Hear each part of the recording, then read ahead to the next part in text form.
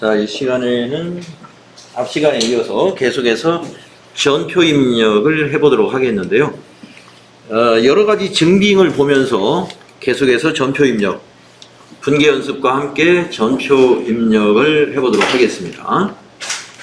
자, 우리가 이제 증빙을 보면서 전표를 여러분이 입력을 해야 될 텐데, 그러려면 우리가 증빙에 대한 걸 좀 더 알아보도록 하겠습니다. 기업은 경영활동 중에서 벌어들인 수익에서 지출한 비용을 차감해가지고 나오는 이익, 그 이익을 우리가 세법을 적용해가지고 그 이익에 대해서 세금을 납부하고 있거든요. 그래서 수익과 비용을 나타내는 것이 이제 바로 손익계산서이잖아요. 그런데 우리가 이 비용을 회사의 경영활동을 위해서 비용을 지출했느냐 하는 것을 확인하려면은 그 비용으로 인정을 받아야 되거든요. 비용으로 인정을 받는다는 것은 우리가 이제 세무신고를 했을 때 비용으로 인정을 받으려면 정확하게 회계 서류가 정확하게 잘 되어 있어야 되겠죠. 그래서 업무와 관련된 것만 인정이 되기 때문에 이러한 업무 관련성 같은 것을 입증하기 위해서는 그 지출 증빙을 꼭 받아줘야 돼요. 지출 증빙을. 따라서 기업의 경영활동에서 발생하고 있는 거래는 여러 가지의 증빙이 있을 수 있어요. 그래서 여러 가지의 증빙이 어떤 것들이 있는지 한번 살펴보도록 하겠습니다. 기업의 경영활동에서 직접적으로나 간접적으로 관련된 지출 거래이면 지출 증빙 서류를 수취하도록 하고 있는데, 지출을 했는데 지출 증빙 서류를 수취하지 않았거나 그 지출이 업무와 관련이 없다면 비용으로 인정받지 못합니다라는 거 알고 계셔야 되겠고요. 증빙 서류에는 신용카드 매출전표, 이제 증빙 서류의 종류가 여기 나오는데요. 신용카드 매출전표, 현금 영수증, 세금 계산서, 계산서. 여기까지는요, 이렇게 하셔가지고 법적 증빙 이렇게 해서 법적 증빙.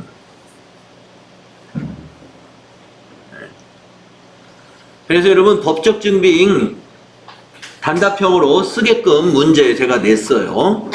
이 4개 중에서 2개는 써주고 나머지 2개는 이제 여러분이 쓰셔야 돼, 직접.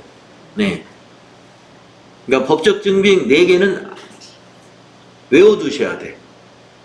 신용카드 매출전표, 현금 영수증, 세금 계산서, 계산서.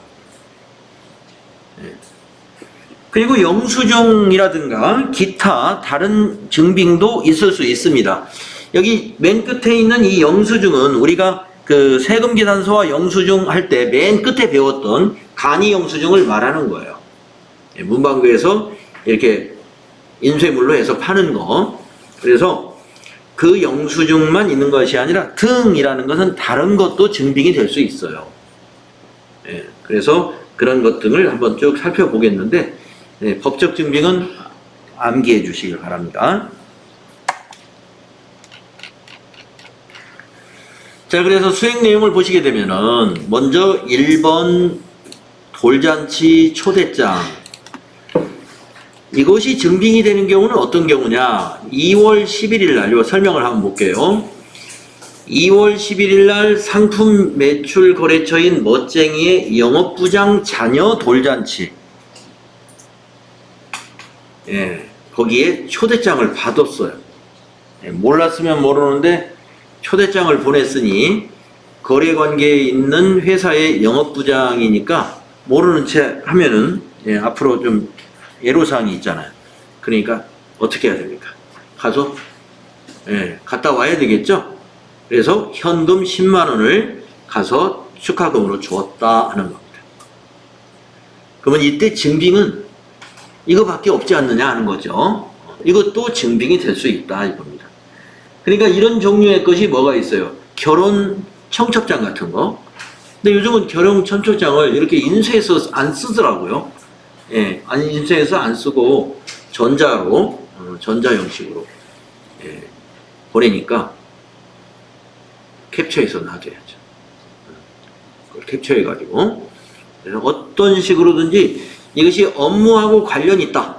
우리 회사의 영업활동과 관련이 있는 비용이다라는 것을 증명할 수 있는 것을 만들어 둬야 됩니다. 그래서 분계를 한번 해볼까요? 자, 분계를 쓴다면 차변에 뭘까요? 접대비. 접대비 10만원. 대변이 뭘까요? 예, 현금 10만원. 이렇게 분계가 떠올라야 됩니다. 여러분, 분계 쓰는 문제 10문제 냈어요. 제가 분계 쓰는 문제 10문제 이런 식으로. 어려운 건 없어요. 차변 하나 대변 하나밖에 없는 거예요. 지금 현재 이 부분에서 좀 분계하는 게 차변 개정 과목 하나 대변 하나밖에 없잖아요. 차변 하나에 대변 2개인 게 딱 하나가 있네. 네, 아무튼 복잡하진 않아요. 간단한 것들입니다. 지금 하고 있는 이런 유형이에요. 유형은. 그러니까 여러분이 제가 만약에 1번 하고 이렇게 써놓고, 여기다 답을 적어라. 그러면 여러분이 이렇게 적으시면 돼요. 차변에 접대비 10만원, 대변에 현금 10만원. 그리고 5문제는 뭘 어떻게 냈느냐. 접대비면 여기 거래의 결합관계가 어떻게 돼요? 예, 비용 발생이죠. 대변은 거래의 결합관계가 어떻게 돼요? 예, 자산 감소죠. 이것까지 쓰는 문제가 5개, 분계만 쓰는 문제 5개 해서 분계가 모두 10개가 된다 이거죠.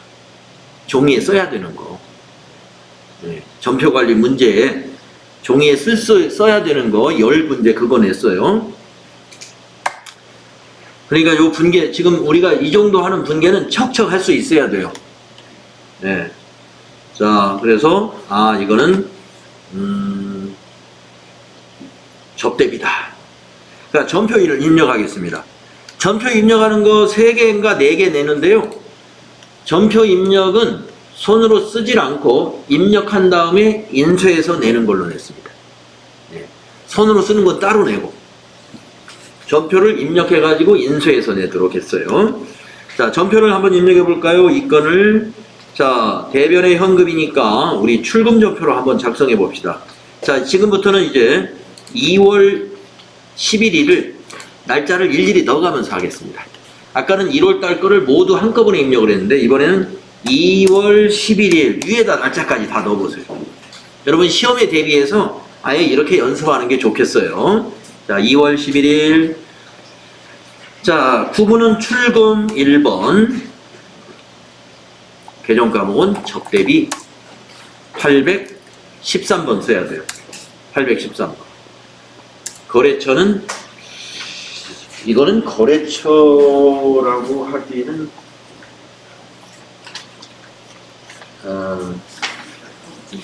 멋쟁이 영업부장이라고 적어 놓을까요? 예.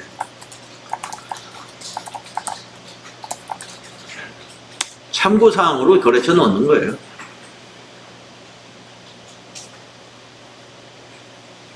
거래처의 경조사인데, 10번. 거래처 경조사비 지급. 금액은 10만원. 이렇게 넣어주시면 되겠습니다. 자, 우리가 위에다가 날짜를 다 넣고 나면요, 엔터를 치고 빈 줄에 커서가 있더라도 밑에 분계 내용이 나타나 보여요. 차변 접대비, 대변 현금 이렇게 분계 내용이 밑에 보입니다. 그래서 날짜를 매번 입력하면서 연습하는 것은 시험에 대비하기 위해서 이렇게 한 것이다. 자, 그 다음 거 보겠습니다. 우편 등기 영수증이라고 하는데요. 자, 우체국에서 이런 영수증을 받아왔다는 얘기고, 거래처 상품 매출 관련 서류를 발송하고 등기 우편 요금을 현금으로 지급했다네요. 그러면 이것도 출금 전표로 한번 하면 되겠네요. 1번 출금으로. 자, 분계 한번 써보시겠어요? 서류 발송하는 우편 요금은 비용을 뭘로 하면 될까요? 네, 통신비 맞습니다. 통신비 4,000원. 대변에 현금 4,000원. 이렇게 분계가 가능하고요. 전표 입력할 때는 출금 전표로 구분을 출금 전표로 해서 입력하는 걸로 하죠. 자, 날짜가 달라요. 15일입니다. 자, 상단에 날짜만 고치면 돼요. 15. 구분에다가 1번 출금하신 다음에 통신. 그런데 계정 과목은 814번. 자, 거래처는 그냥 비워두겠습니다. 네. 적요는 우편료 지급 2번 적요 쓰면 되겠네요. 우편료 지급이니까 뭐 당연히 우체국이겠죠. 자, 차변 금액을 4,000원이라고 입력하시면 돼요.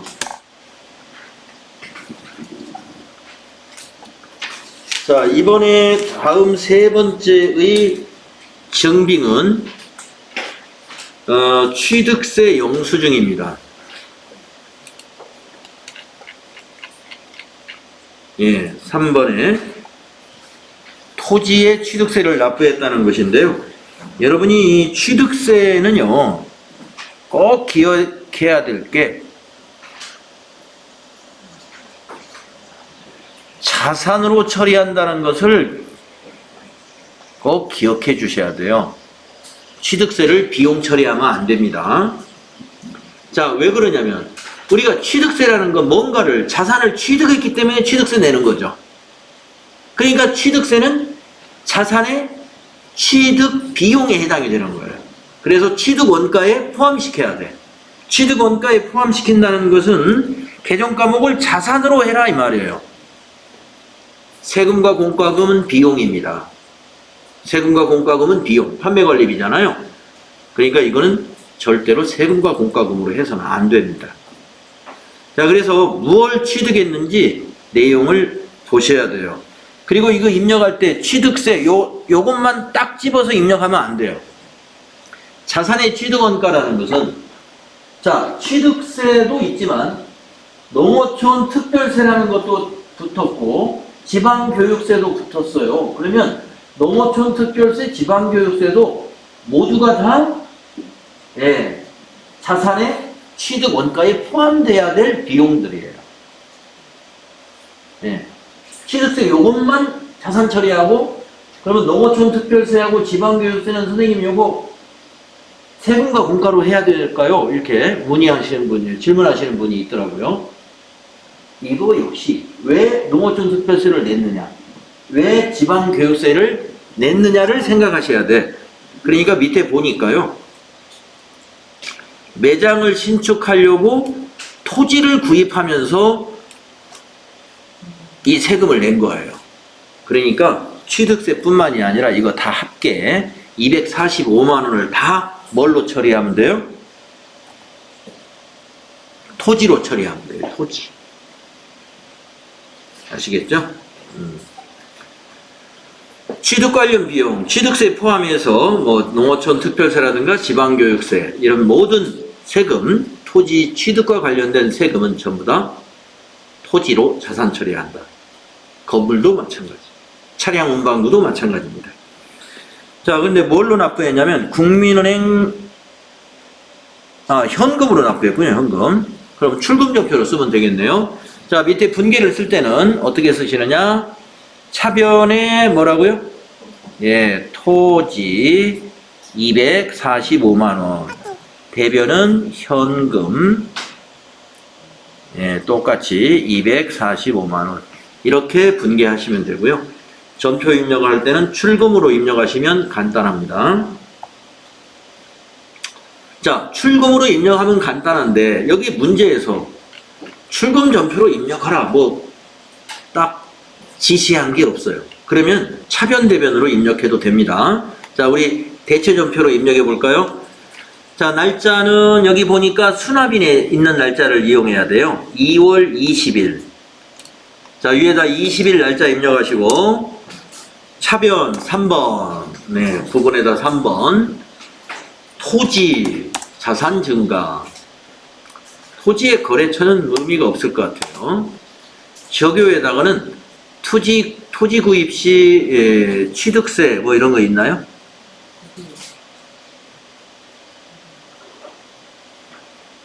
없죠? 네, 그러면 여기다가 취득세 등 납부, 취득세 등 납부 이렇게 써주면 돼요. 여기 클릭하면 네. 나오는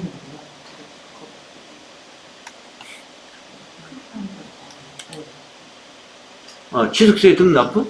아니 거기를 더블 클릭하니까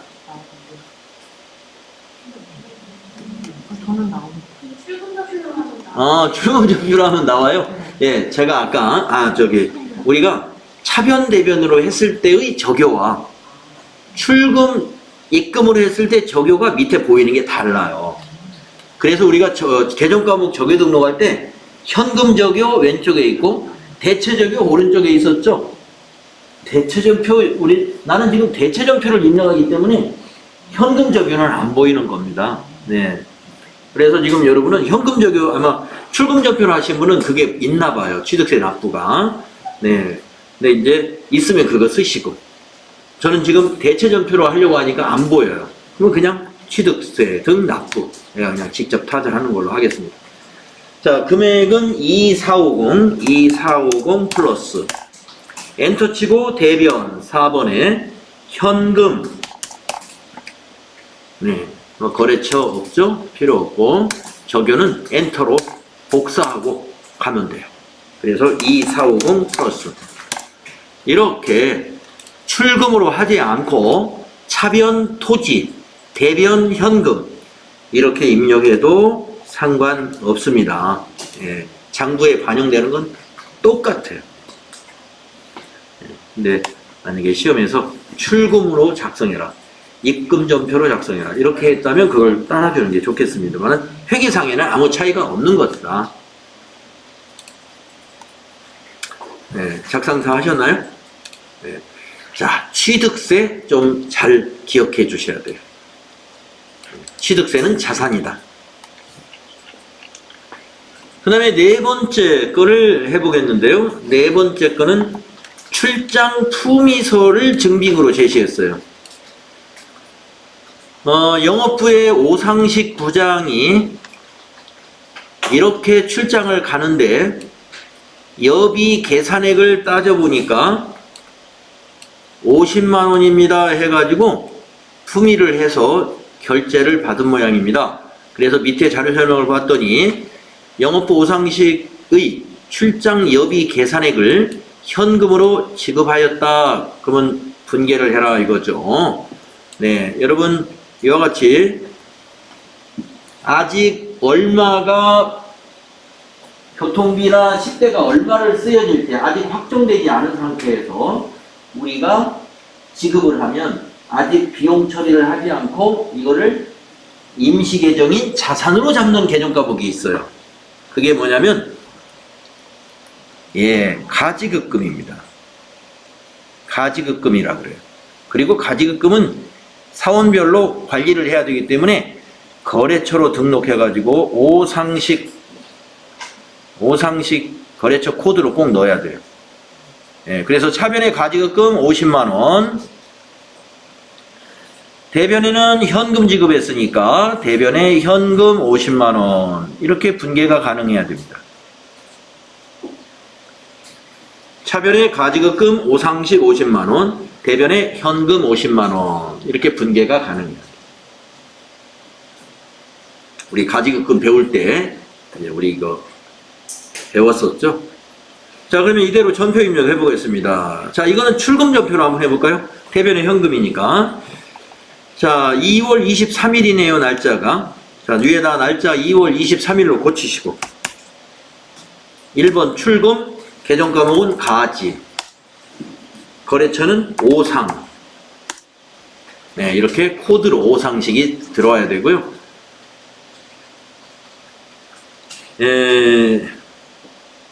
업무 가지급금 지급 2번 적용은 금액은 50만원. 이렇게 하시면 밑에 분계가 차변의 가지급금, 대변의 현금 완성이 되죠.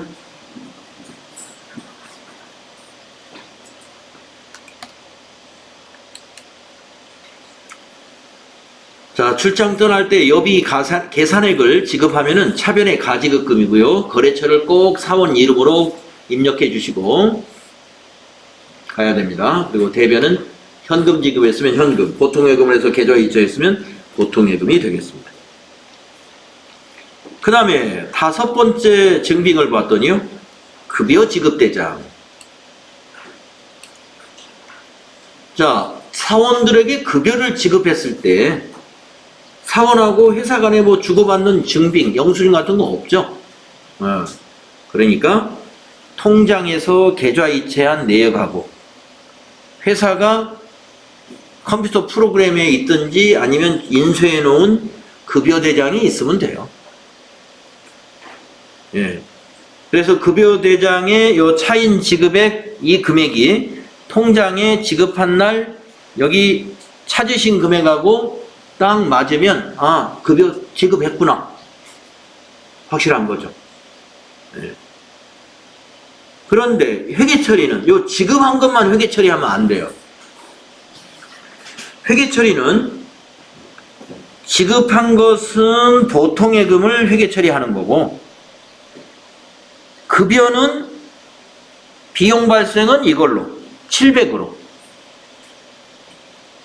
이게 급여, 비용 발생 차변, 비용 발생 차변이죠. 그리고 여기 공제액은 직원들 급여에서 회사가 공제해 놓은 건데 회사가 갖는 돈이 아니고 우리가 대납을 해줘야 되는 거잖아요.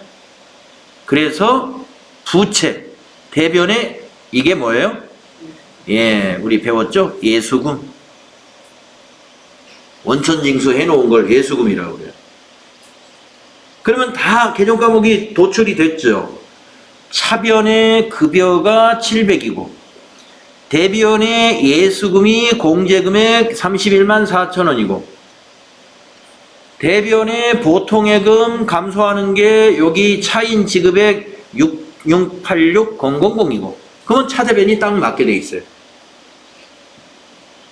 그래서 급여 대장을 회계 처리할 때는 먼저 급여 총액을 차변에 비용 발생시키고 급여라는 개정 과목으로 그 다음에 원천징수하고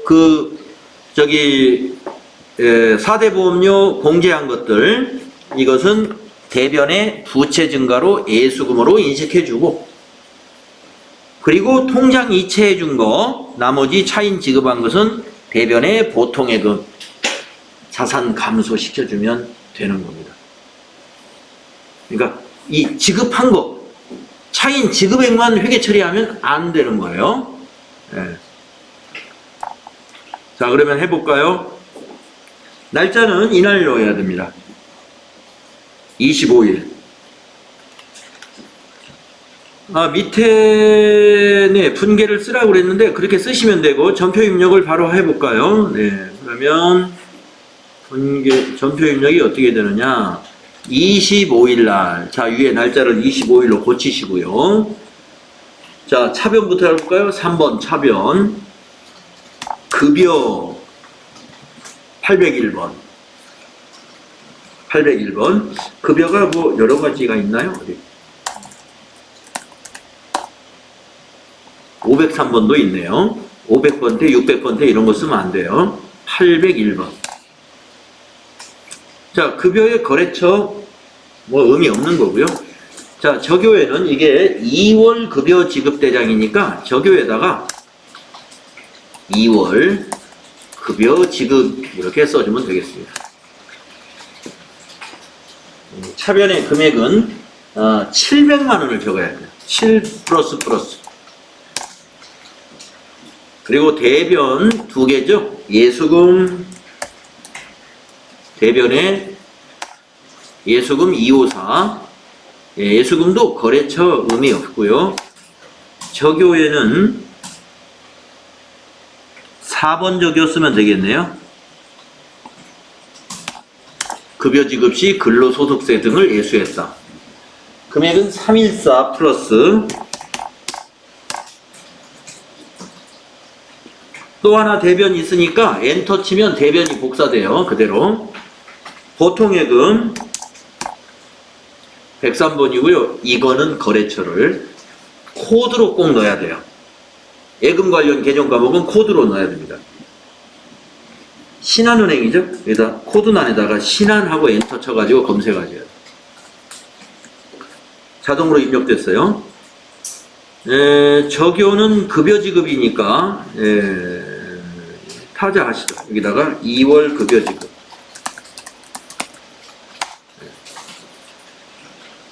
6686 플러스 그러면 668만 6천 원 입력되죠. 이렇게 마무리하셔야 돼요.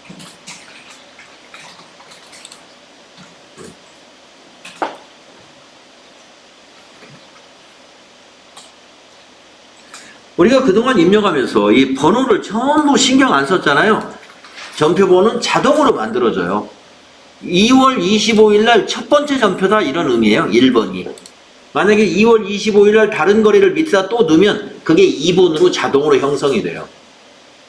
전표번호는 자동으로 형성이 되는데 만약에 어쩌다가 내가 키보드 조작을 조금 특이하게 하는 바람에 전표번호가 바뀌어버렸네? 이것이 그러면 여기 체크해가지고 제가 한번 바꿔볼게요. 기능모음의 번호 수정 여기 2번으로 만약에 돼 있다고 보겠습니다. 2번으로 돼 있으면 이 분계가 틀린 거예요. 이렇게 입력해 놓으면 밑에 차액이 이렇게 딱 나와 있어요. 차액. 왜 차액이 났지? 가만히 보니까 이게 하나의 전표인데 내가 어디 입력하다 보니까 요 두 개는 1번이고 밑에 걸 2번으로 하니까 위에 거 전표 따로 밑에 거 전표 따로 인식해가지고 분계가 아직 마무리가 안 된 걸로 정리가 되는 거예요. 그래서 전표 번호만 이건 고치면 되잖아요. 그럴 때 여기 전표 앞에 체크박스 체크한 다음에 저기 기능 모음에 가면 번호 수정 여기 편집에 있죠. 딱 눌러서 커서 마우스로 여기 클릭을 하고 여기다가 1번 하고 엔터.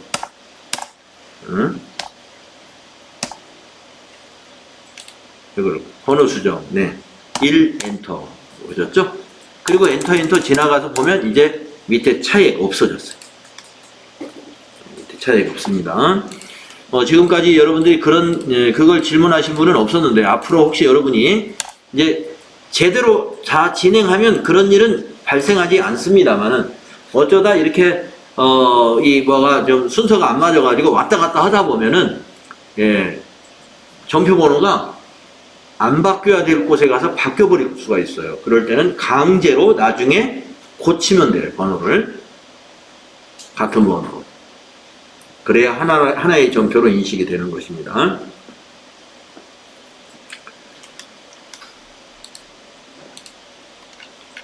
다음에 6번째. 오늘은 여기까지만 하겠습니다. 6번째. 여비정산서.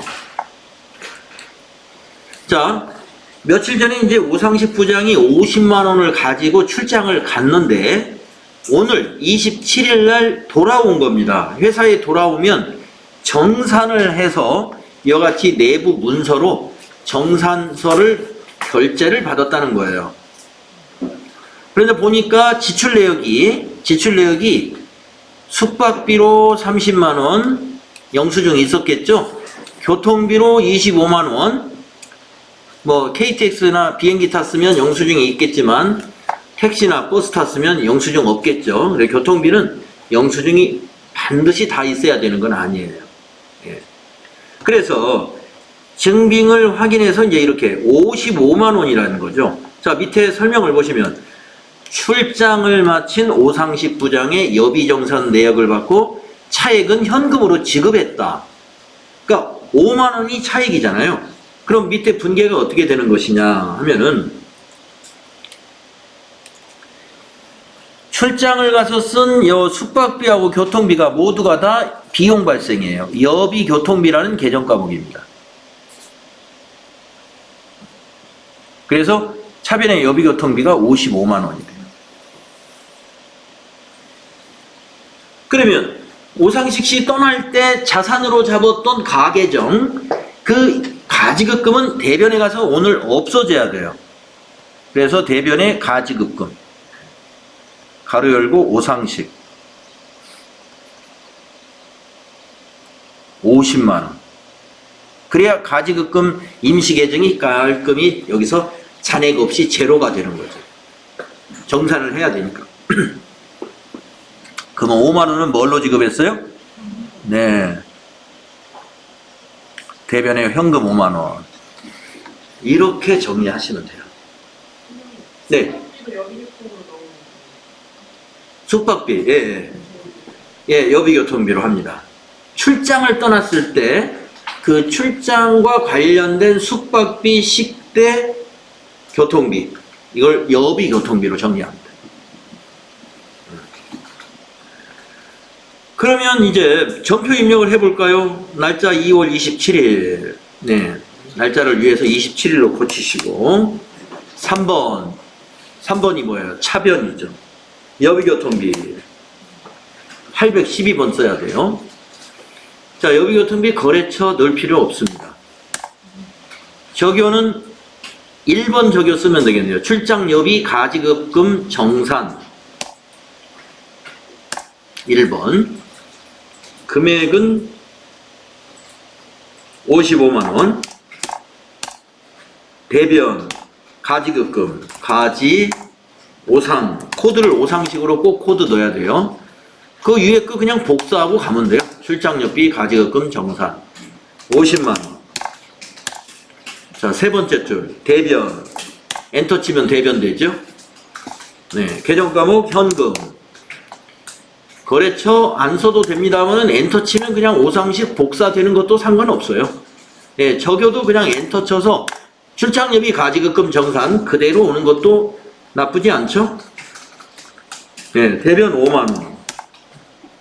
이렇게 입력하시면 돼요. 네, 출장 다녀와서 가지급금 정산할 때 회계처리. 우리가 앞에서 가지급금 배울 때 공부했었습니다. 네, 연습 문제로 나오죠. 자, 우리가 다양한 증빙이 이와 같이 우리가 회사에서 그 급여 지급할 때는 급여 대장이 될 수가 있고 또 이런 품위서가 증빙이 될 수도 있다는 겁니다. 물론 품위서에 영수증이 지금 안 보이는 것은 품위서 뒷면에 붙인다든가 이렇게 숙박비나 이런 건 증빙이 있어야 되는 거기 때문에 여기 증빙은 여기서 생략을 해놓은 거라고 보시면 돼요. 실제 현업에서는 증빙이 이 품위서에 붙어 있습니다. 근데 카드로 만약에 지출했다. 신용카드 영수증 인쇄해가지고 가져올 수도 있고요. 그러면 인쇄해서 가져왔으면 붙이면 돼요. 안 가져왔어. 네. 사실 신용카드 영수증은 신용카드 영수증을 발급하게 되면요. 카드사하고 국세청하고 연결이 돼가지고 국세청에 신용카드 사용금액으로 다 집계가 됩니다. 그래서 나중에 필요할 때 쫙 내려받으면 돼요. 신용카드 사용 내역을.